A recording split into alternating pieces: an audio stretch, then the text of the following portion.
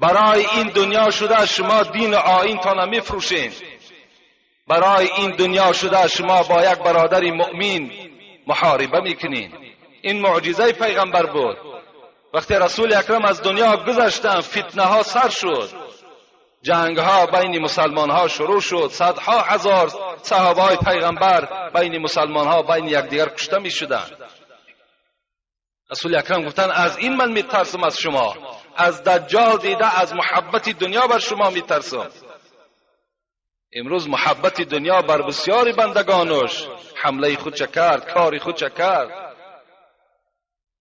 این محبت دنیاست که امروز برادرای ما و شما در پهلوی ما و شما ایستاده نماز جمعه نمیخوانند.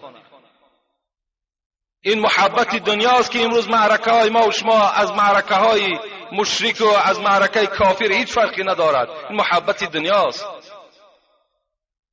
برای این دنیا شده شما دین و آیین تا نمیفروشین. برای این دنیا شده شما با یک برادر مؤمن محاربه میکنین. این معجزه پیغمبر بود.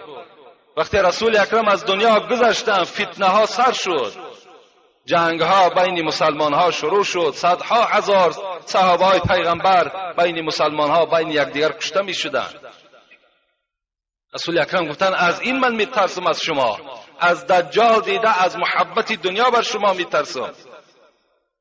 امروز محبت دنیا بر بسیاری بندگانش حمله خود چه کرد، کاری خود چه کرد.